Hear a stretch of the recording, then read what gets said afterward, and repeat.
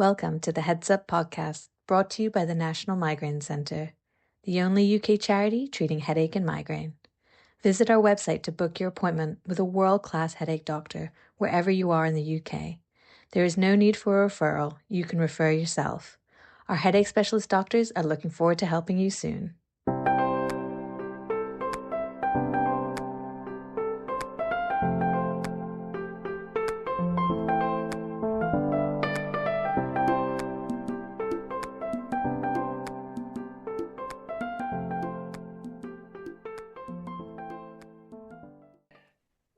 Hello and welcome to this episode of Heads Up Podcast, and we're doing a special series at the moment about cluster headache, and I in particular wanted to speak about cluster headache in children.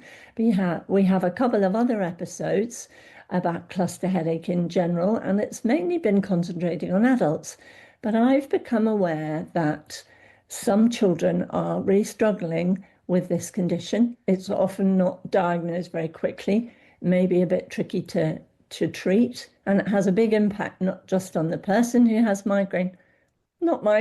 cluster headache, but also on their family. So I'm delighted today to welcome Mel and Alexander, who can give us a real description of what life is like, firstly as a child with cluster headache, but also as a parent trying to help that child. So welcome to the podcast. Hi, thank you. So Alexander, do you want to just introduce yourself and say hi? Hi, I'm Alexander and I'm 9 years old, and I think I was diagnosed with cluster headaches at 2.5. 2.5? That is amazing. So that's when he started to suffer with cluster headaches at 2.5. He was diagnosed when he was about 5. Right. I mean, you probably don't remember being 2.5. Most of us don't, but you probably do remember about 5, when you were about 5, Alexander. Can you kind of think back and describe how you felt? What did you notice around that time? I noticed that I thought like it was a migraine, but I knew it was like worse than a migraine because it was like a lot worse than like just an ordinary migraine that you get like every month or so. Did you know somebody that had migraine? No, I didn't. No, but you knew about headaches that people get. And so when you started having your cluster attacks, was it the headache that was the thing that was the worst thing for you? Can you tell me a bit about the headache? So, like, it's in my eye, and it's like the worst thing about it is like it like weakens like all of my bones, and it makes me really weak. So then I have to like, if I need my mum, I can't go downstairs to get my mum because I like to lie in my bed. I have to shout with that, and usually my shouts are very quiet because I'm very weak. Right. So then that's the worst part about it because I can't go get her. She just has to hear me. Right. So do you have a little bell or something like that you could ring?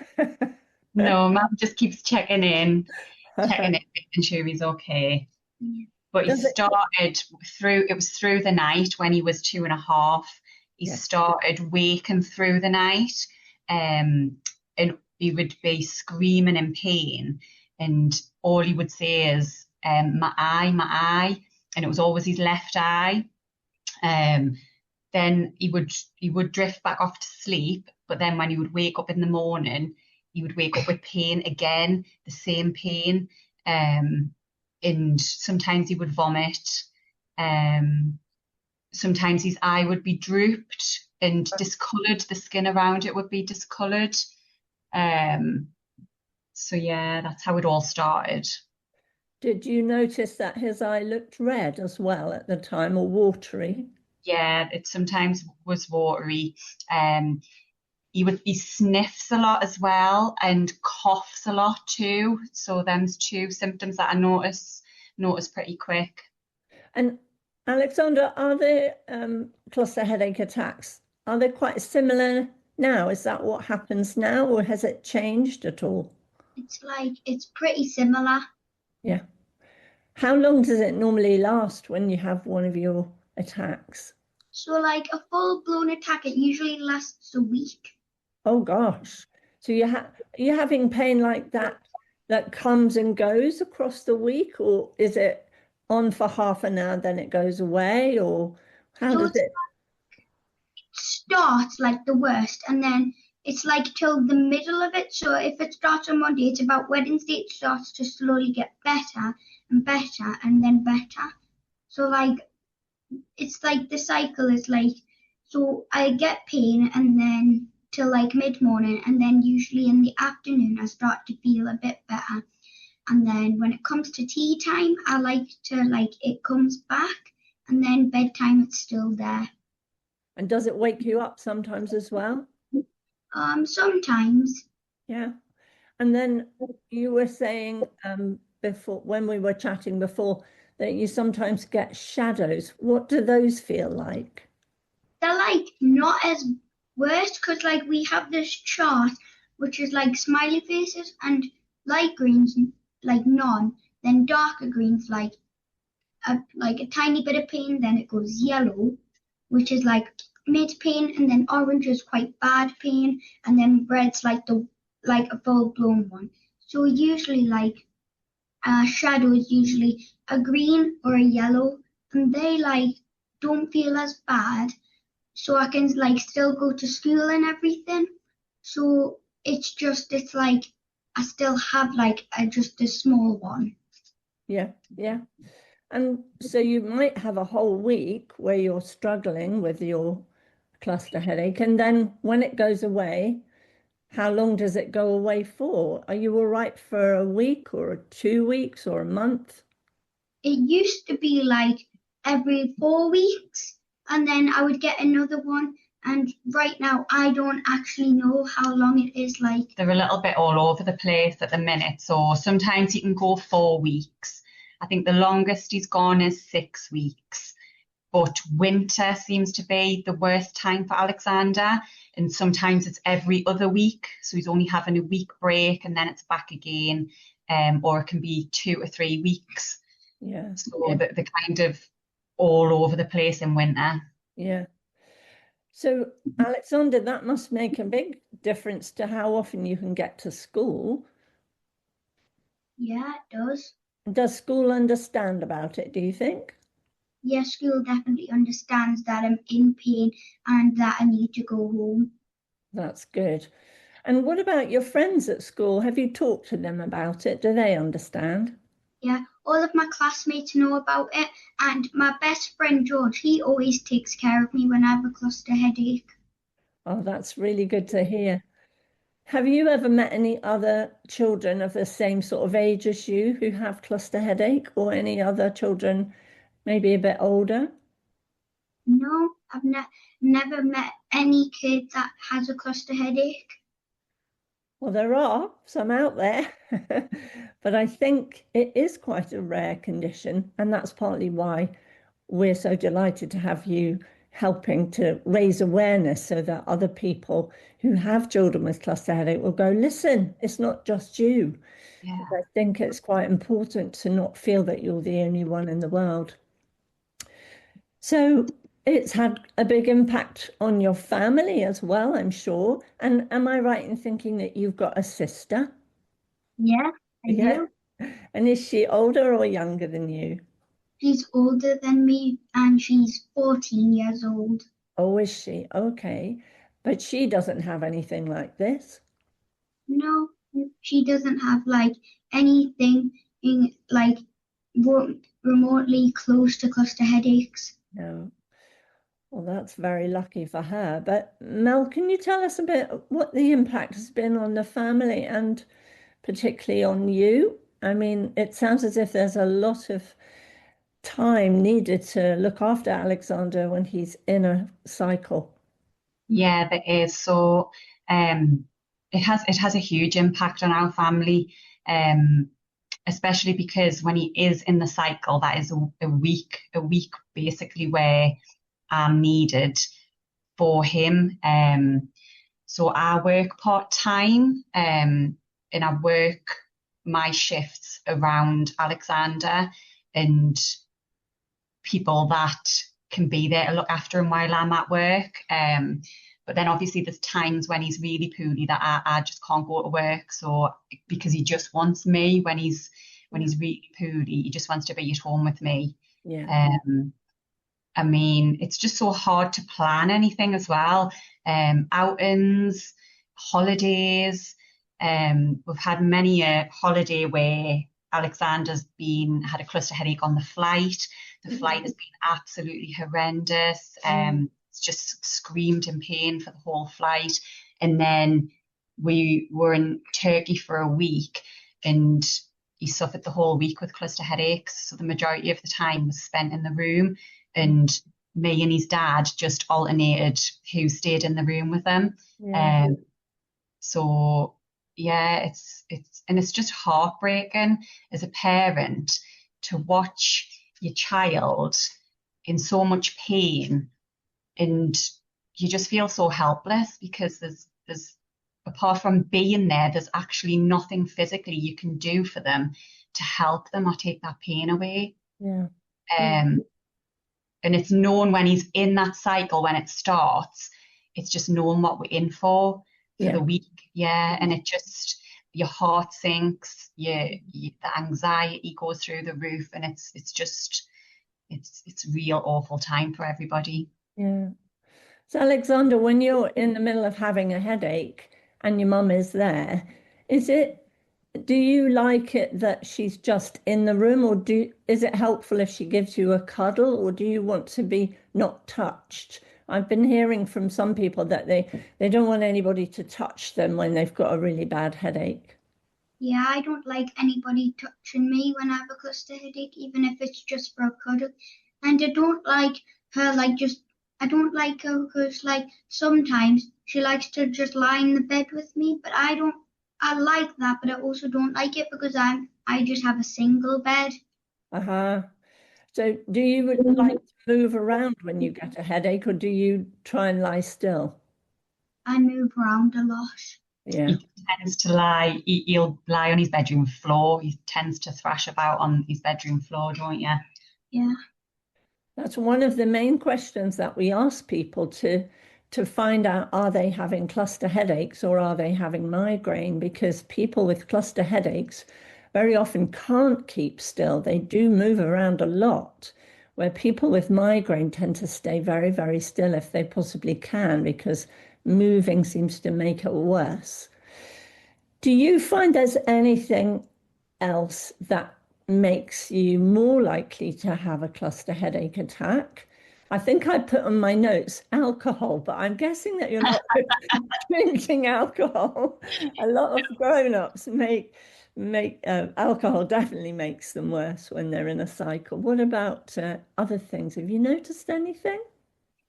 It's very strange because I get them more in the winter, but it's worse because I get more when it's hot, when I'm in lots of heat.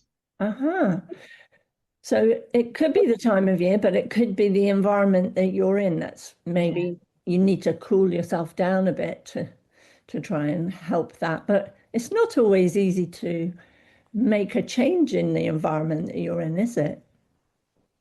We've also noticed emotions, excitement, stress, anxiety.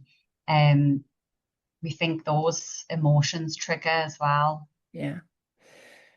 So let's talk a little bit about how you got diagnosed. So was it your mum who diagnosed you, or was it a doctor? I think I remember, Mel, you telling me that it was you doing some detective work.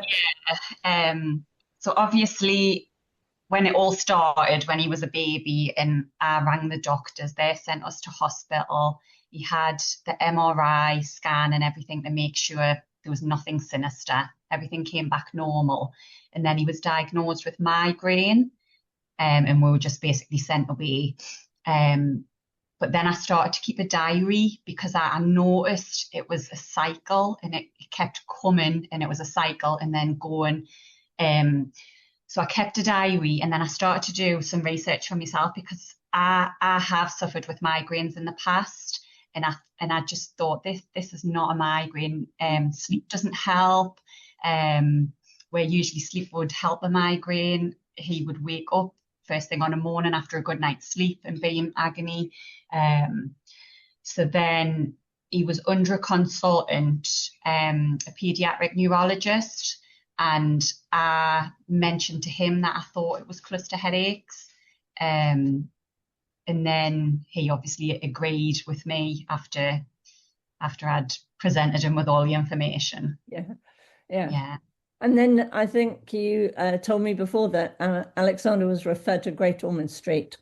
Yes, so I spoke with Ouch. Actually, I reached out to Ouch because the line the paediatric neurologist wanted to go down, I wasn't particularly happy with some of the things and the medication he was wanting to put him on and things. So I reached out to Ouch and had a conversation over the phone with one of the volunteers there.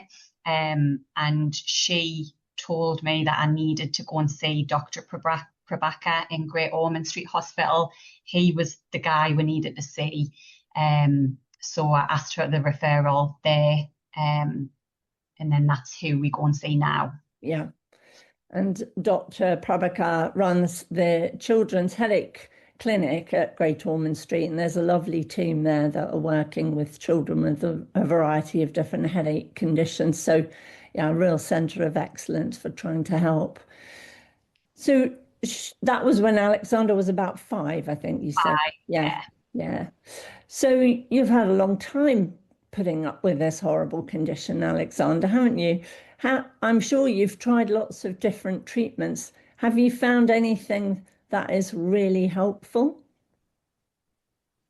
Well, like lots of, like, I think almost every single thing that I've tried, it works for like 1 or 2 weeks, but then like it just suddenly like doesn't work anymore. Right. What things have you tried? Do you want to describe the list that you've tried? Mel, do you want to? Yeah, so he's been on loads of different medication. He's been on migraine medication, and then he's had a Goni, which is a nerve block. Yes, a greater occipital nerve injection. Yeah. We've had 3 of those. The first one was successful and he was pain-free for 9 weeks, which is the longest he's ever gone. But then the second and third one just weren't successful, and pain was back within a week or 2. He's tried topiramate and verapamil. Neither of them worked. At the minute, he takes melatonin. Okay. Which does help through the night. It's not very often he will wake through the night with pain anymore, so that is a good thing. Yeah. He has a gamma core. Oh yes, so that's a device that puts a little electrical impulse, isn't it? And you use it on around your carotid artery in your neck. What do you think about that, Alexander? Say that it like helps with the smaller ones and it helps prevent it, but with the big ones it doesn't help. It doesn't. And it'd be quite tricky to hold it there, I think, when you've got a cluster headache happening, wouldn't it? Because you have to hold it quite still on your neck, don't you? Yeah. What does it feel like when you put it on? It feels like a taser, but it doesn't hurt. Yeah, that's a good description. Yeah, I don't think it is a taser. It doesn't work quite like a taser, but I know what you mean. It's a kind of buzzing sensation, I think, isn't it? Yeah. What about oxygen? Have you ever had oxygen?